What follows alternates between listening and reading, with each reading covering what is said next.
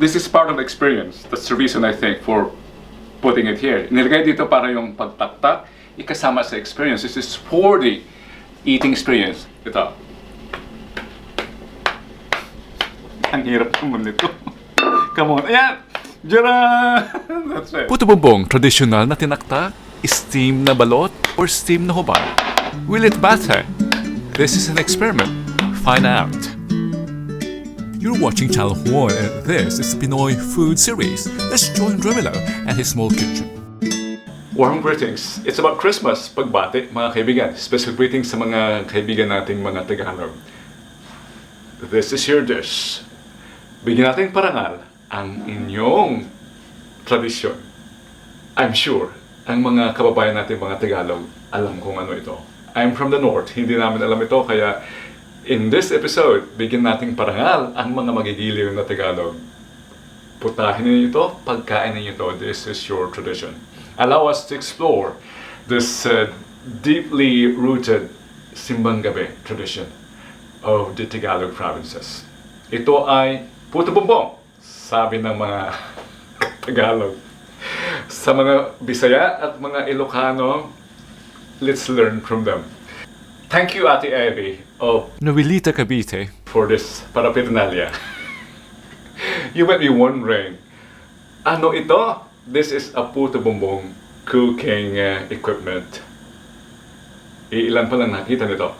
Kailangan ba talaga ito? Oh, by the way, in this episode, we'll be presenting in Tagalog. Hanggat maaari, purong Tagalog. Dahil bigyan natin parangal ang ating mga kababayang Tagalog. Dahil kanila itong pagkain ito. Tradisyon nila ito. Kaya bigyan natin ng tunay na karakter itong pagkain ito by presenting this in Tagalog. To our foreign audience, I'll be providing the subtitles. The question is, kailangan ba talaga ito? This mga bumbong na to? Traditionally, Puto Bumbong is cooked in bumbong or this bamboo pipes, bamboo tubes. And this contains steam. Correction, Romelo. And the Water. steam. Nag-English naman ako. At ang steam, sige nga, ano ang English ng steam? At ang vapor ay aakyat dito sa mga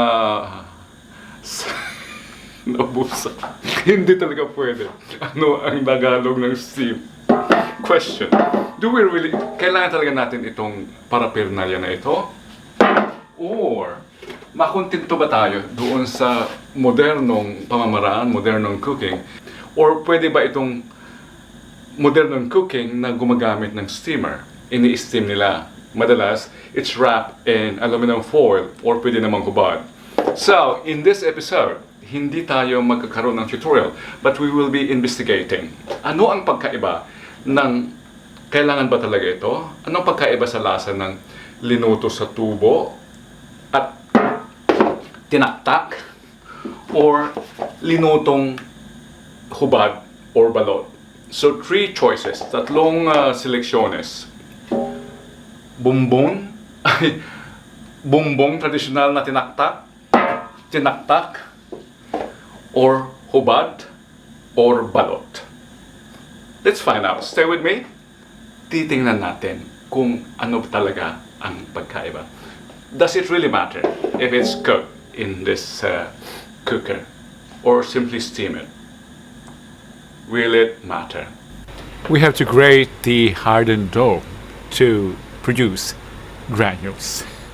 Rice flour granules.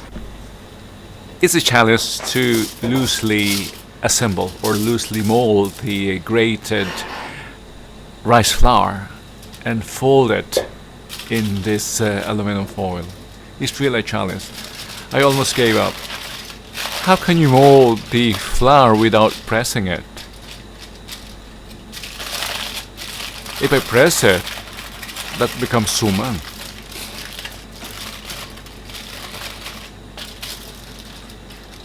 I gave up at this stage when I first tried to shoot this last week. Using this scraper, I can at least gather the flour, grated flour, into the center and at least resemble a cylinder. Yeah. Yeah, there's hope, Romelo. Don't give up.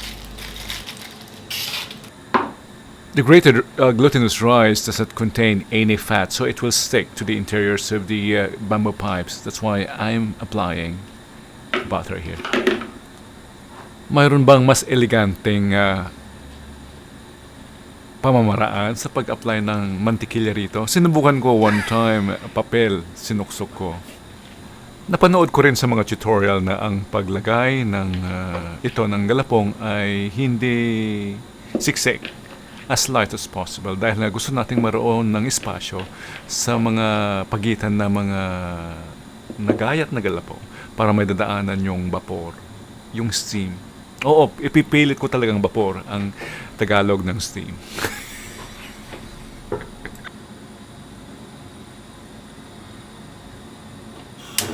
Para hindi masyadong malagkit, magladagdag tayo ng ordinary na rice flour. Di ko lamang tawag dito sa Tagalog, pero ang tawag namin sa Ilocos, sa tapong. Even in Indonesia, I think they call it tapong. And then we'll just mix it. Look, we should reach this consistency, clay-like, parang putik. I don't have experience in preparing this, and it's foreign to me, but I think the reason for grating it is to provide spaces between the granules, or the granules, and that provides a space for the steam to pass through, and thus cooking every granule. Pero hindi ko talaga, nag-shooting na ako ng 2 beses, pero hindi ko talaga alam na i-steam ang itong ginayat na material. Kaya we have to devise something.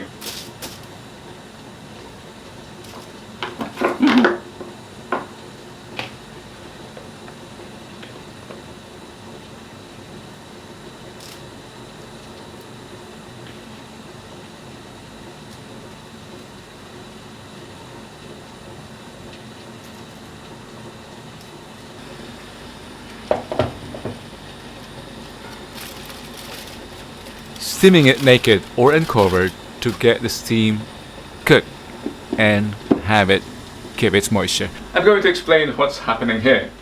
Here, cameraman, close up. On this cooker, I've got 3 samples of wrap. Anong tawag dyan? Ginayat na tapong. And this is new. This is wrap. This is naked. And this too, traditional cooking using bumbong or bumbong.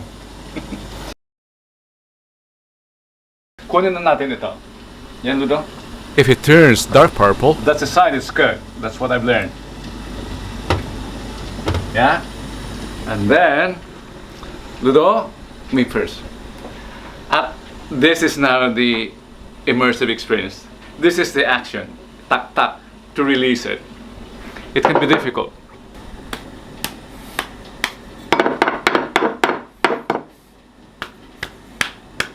There it is. Look.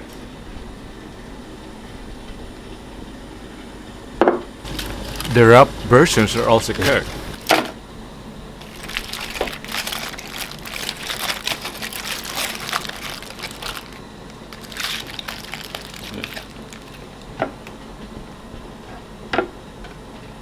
If we compare the traditional bumbong, meron siyang gap, or there are air spaces in between na dinaanan ng steam. So every granule has been touched by the steam, while here it's just the heat that cooked the flour. Kunin natin yung isa. And this is the version that was steamed untouched by the steam. Now, let's wash our hands first. We've been working with purple rice. By the way, this is the natural color of the rice. It is a special variety, usually grown in the mountains. Coconut.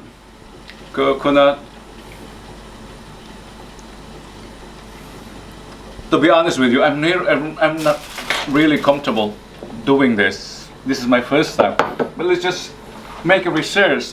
Does it really make a difference when we use the cooker or steam it? I'll keep it simple and traditional. Just coconut and muscovado sugar. Yeah. Puto Bumbong done in 3 ways. Traditional, using the bamboo bumbong. Steam, wrap, and steam naked. Tinaktak, hubad, balot. Does it make a difference? Let's try. I'm gonna try first this one. This was wrap. So it can be a bit dry. It's really dry. This one, touched by the steam, ito. Traditional na using the bamboo tubong.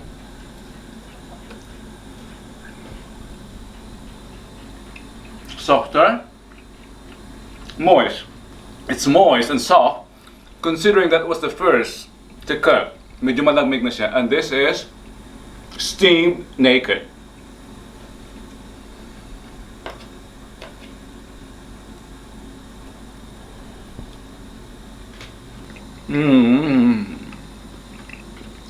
To be honest with you, I may be foreign to this dish, to this merienda. Pero itong talagang ginamitan ng bumbong ay mas suabe. Ito ay second, third ito. First, second, third. So cameraman, what do you think? Which is the best?